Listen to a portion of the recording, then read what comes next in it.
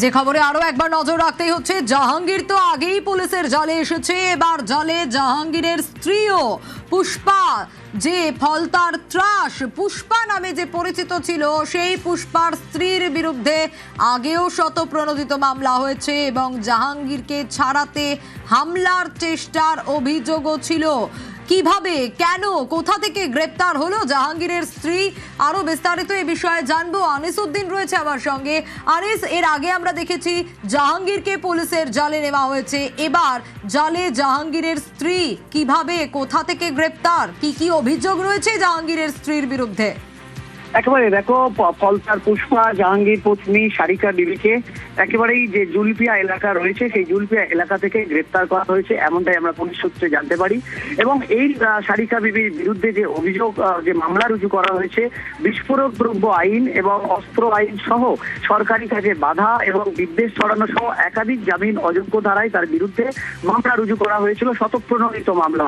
কারণ তুমি জানো যে জাহাঙ্গীর খানের মুক্তির দাবিতে যেভাবে পুলিশ এবং কেন্দ্রীয় বাহিনীর বিরুদ্ধে কেন্দ্রীয় বাহিনীর উপর হামলার অভিযোগ করা হয়েছিল এবং সেই হামলার নেতৃত্ব দিয়েছিলেন জাহাঙ্গীর পত্নী, এমনটাই অভিযোগ করা হয়েছিল। তারপরেই তার বিরুদ্ধে শতপ্রণোদিত মামলা রুজু করা হয় এবং তার খোঁজে বিভিন্ন জায়গায় তল্লাশি শুরু করেছিল ফলতা থানার পুলিশ। অবশেষে জুলপিয়া এলাকা থেকে তাকে ফলতা থানার পুলিশ গ্রেপ্তার করে এবং ধৃতকে আজ ডায়মন্ড হারবার আদালতে পেশ করা হবে।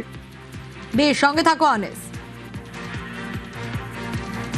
আর এবার জালে জাহাঙ্গীরের স্ত্রী, বলছিলাম যে জাহাঙ্গীরের স্ত্রী এবার জালে। ডান্ডাতেই ঠান্ডা দাওয়াই, ফলতায় পুলিশের ওপর হামলায় কড়া ব্যবস্থা, ভিডিও দেখে দোষীদের চিহ্নিত করে গ্রেফতার, রাষ্ট্রদ্রোহিতার ধারায় মামলা রুজুর নির্দেশ, অভিযুক্তদের সম্পত্তি নিলামের দাওয়াই মুখ্যমন্ত্রীর, আর মুখ্যমন্ত্রীর দাওয়াইয়ের পরেই গ্রেপ্তার জাহাঙ্গীরের স্ত্রী।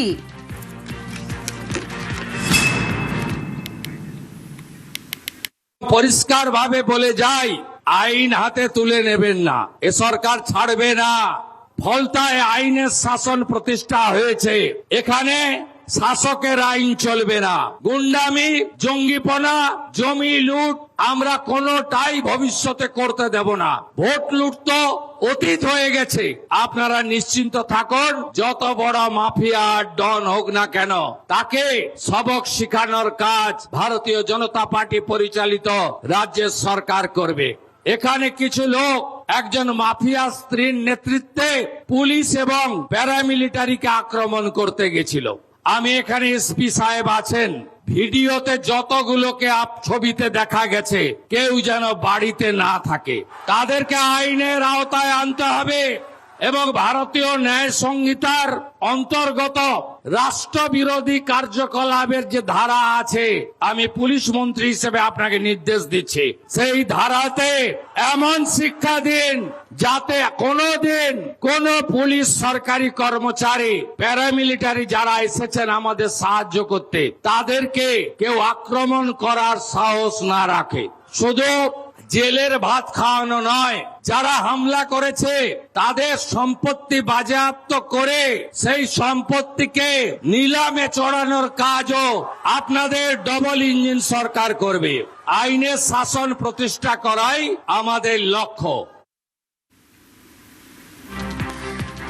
আর যে ছবি আমরা দেখছি, আপনাদের দেখাচ্ছি, ডান্ডাতেই ঠান্ডা দাওয়াই, জাহাঙ্গীরের স্ত্রী, তার বিরুদ্ধেও কিন্তু ভুরি ভুরি অভিযোগ রয়েছে। ফলতায় পুলিশের ওপর হামলার ঘটনায় করা ব্যবস্থা। আনিস উদ্দিন রয়েছে আমার সঙ্গে। ভিডিও দেখে দোষীদের চিহ্নিত করে গ্রেপ্তারের বার্তা দিয়েছিলেন মুখ্যমন্ত্রী শুভেন্দু অধিকারী এবং তার হুঁশিয়ারির পর, তার বার্তার পর তিনি আগেও বলেছেন এই ধরনের গুন্ডামি, জঙ্গিপনা কোনো কিছুই রেয়াত করা হবে না এবং সেটাই হচ্ছে, কোনো কিছু রেয়াত করা হচ্ছে না। সে ছবি আমরা দেখলাম। আনিস, জাহাঙ্গীরের স্ত্রীর গ্রেফতারই তা বলে দিল।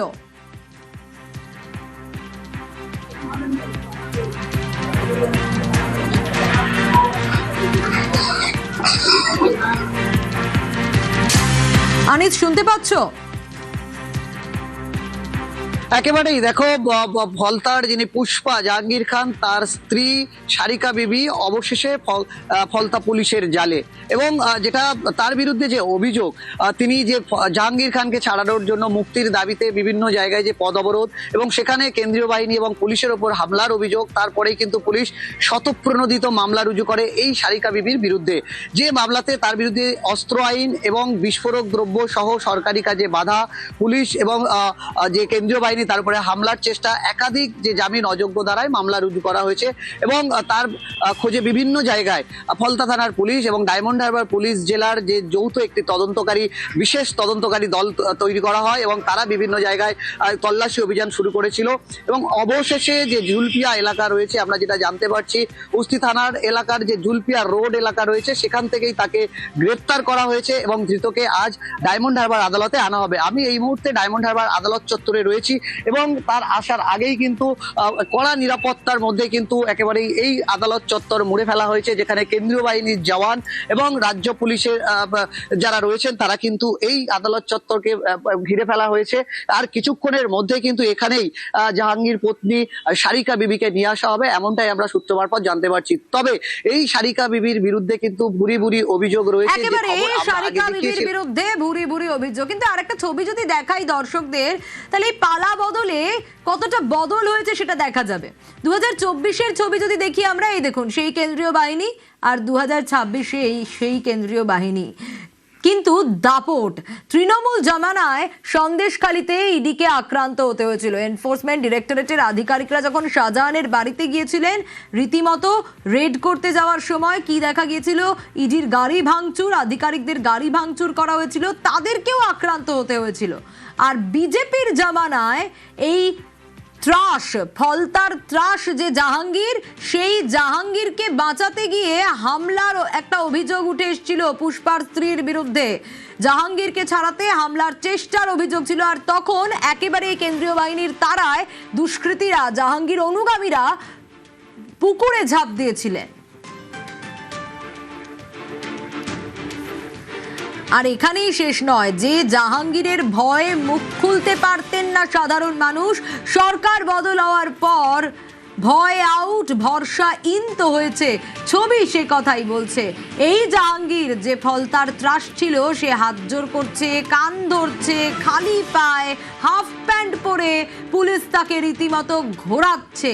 হাফ প্যান্টে জাহাঙ্গীর খান, দেখুন এই জাহাঙ্গীরের সেই ছবি, 14 জুনের ছবি দেখাচ্ছি আপনাদের। জাহাঙ্গীরের শাসন আর ফলতাতে নেই, সেই অভিষেক ব্যানার্জির শাসন আর ফলতাতে নেই, সেই মমতা ব্যানার্জির শাসন আর ফলতাতে নেই। ফলতায় আইনের শাসন এসছে এবং আইনের শাসন সবাইকে মানতে হবে। যে যা খুশি করবো, পুলিশকে মারবো, পুলিশকে ধরবো, পুলিশের ওপর অত্যাচার, পুলিশের গাড়ি ভেঙে দেবো, আধাসামরিক বাহিনীর গাড়ি ভেঙে দেবো, এসব চলবে না। এসব একদম চলবে না। জিরো টলারেন্সের উপর ভিত্তি করে আজকে পশ্চিমবঙ্গ সরকার চলছে এবং যারা যারা এই ঘটনায় যুক্ত রয়েছে সবাই অ্যারেস্ট হবে। আর ফলতা এই ডান্ডায় ঠান্ডা হয়ে গেছে জাহাঙ্গীর গ্যাং। হ্যাঁ, কাউকে রেয়াত নয়। এর আগেও মুখ্যমন্ত্রী হুঁশিয়ারি দিয়েছেন, গতকালও হুঙ্কার দিয়েছেন। হামলার ঘটনায় আগে 3 ধারায় মামলা পুলিশের। ভারতীয় ন্যায় সংহিতা মেনে আরও কড়া আইনের হুঁশিয়ারি। বিএনএস এর ধারায় রাষ্ট্রদ্রোহিতার মামলার হুঁশিয়ারি। ফলতাতে একটা ক্রিমিনাল মাফিয়াকে মুক্তির জন্য একটা ইনসিডেন্ট 16 তারিখে ঘটেছিল। তার পরিপ্রেক্ষিতে 3টি মামলা হয়েছে। এই মামলাগুলিতে বিএনএস এর যে সমস্ত ধারা রয়েছে এবং অ্যান্টি ন্যাশনাল অ্যাক্টিভিটিস, যেহেতু পুলিশ এবং সিএপিএফ এর উপর হামলা করতে এসেছিল, যদিও সফল হয়নি, তা আমরা আমাদের যে সমস্ত সেকশনগুলো রয়েছে 3/4 ইএস অ্যাক্ট, এই অ্যাক্ট আমরা লাগিয়েছি 3টেতে এবং এদেরকে দৃষ্টান্তমূলক শাস্তি শুধু নয়, এদের প্রপার্টি অ্যাটাচমেন্ট করে সরকার ক্ষতিপূরণও আদায় করবে। আইনগুলো ঠান্ডা ঘরে ছিল এবং সেই ঠান্ডা ঘর থেকে বের করে আমরা কার্যকর করছি। আরও কড়া আইন হোম ডিপার্টমেন্ট আনতে চলেছে পশ্চিমবঙ্গ বিধানসভার এই বাজেট অধিবেশনে, যে আইনের ফলে এখানে এই ধরনের কাজ করতে 4 বার ভাববে। যেখানেই থাকুন একটাকেও ছাড়া হবে না, পরিষ্কার কথা। পুলিশের উপর হামলা দাদাগিরি বরদাস্ত নয়, পালাবদলের পরেই সাফ বুঝিয়ে দিয়েছিলেন মুখ্যমন্ত্রী। 17 মে পার্ক সার্কাসে যে ছবি দেখা গেছিল প্রতিবাদের নামে ধুন্ধুমার, পুলিশের উপর হামলা আর চলবে না স্পষ্ট বার্তা দিয়েছিলেন শুভেন্দু অধিকারী। একটা পুলিশের গায়ে হাত পড়লে যত দূর যেতে হয় যাব বলেছিলেন মুখ্যমন্ত্রী। এই কাজগুলো করবেন না, এই কাজগুলো থেকে বিরত থাকুন।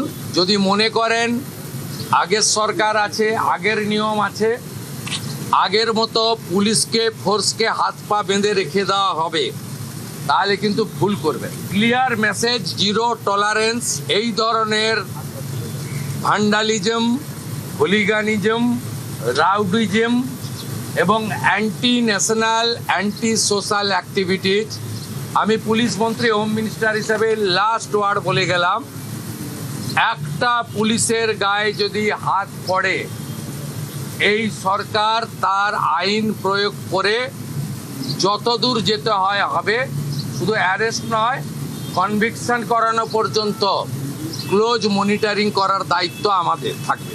আর পুলিশের সমস্ত বন্ধুদের বলবো, বিএনএস যা বলেছে, আপনাকে ট্রেনিং পিরিয়ডে যা বলেছে, আপনার সুপিরিয়র যা অর্ডার দেবে অন স্পট আপনি চিন্তামুক্ত হয়ে করবেন।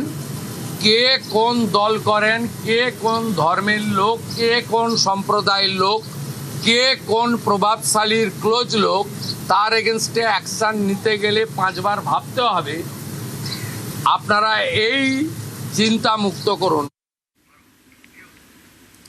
সরকার বদলেছে, সবটা বদলেছে, তা মুখ্যমন্ত্রীর বার্তাতে স্পষ্ট হয়েই ছিল আগে এবং তা কাজেও দেখা যাচ্ছে। রনক রয়েছে আমার সঙ্গে।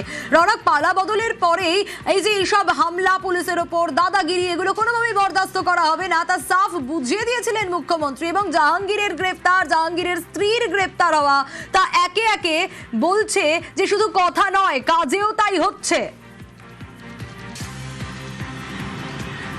তাকে একেবারে এর আগেও আমরা দেখেছিলাম পূর্ব সরকারের ক্ষেত্রে যে পুলিশের ওপর বা সরকারি কর্মীদের উপর আক্রমণ করলে তারা কি ব্যবস্থা নিয়েছিল, কিন্তু রাজ্যে পালা বদলের পর মুখ্যমন্ত্রী শুভেন্দু অধিকারী কড়া নির্দেশ এবং সেই মতোই কিন্তু কাজ হলো। এই জাহাঙ্গীর খানের স্ত্রীর বিরুদ্ধে অস্ত্র আইন সহ বিস্ফোরক অর্থাৎ এক্সপ্লোসিভ অ্যাক্ট এবং সরকারি কর্মীকে মারধরের অভিযোগে নন বেলেবল সেকশনে পুলিশ মামলা রুজু করেছে এবং মুখ্যমন্ত্রী সরাসরি নির্দেশ দিয়েছিলেন যে প্রয়োজনে রাষ্ট্রদ্রোহিতার আইনেও কিন্তু তার আয়ত্তায় এদেরকে আনতে হবে।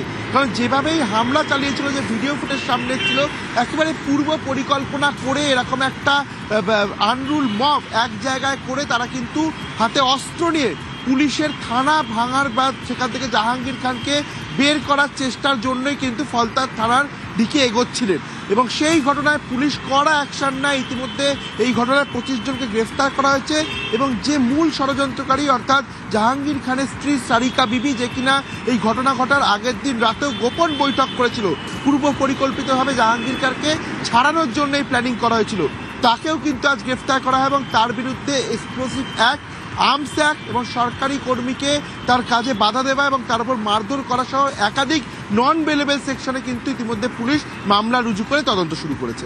বেশ।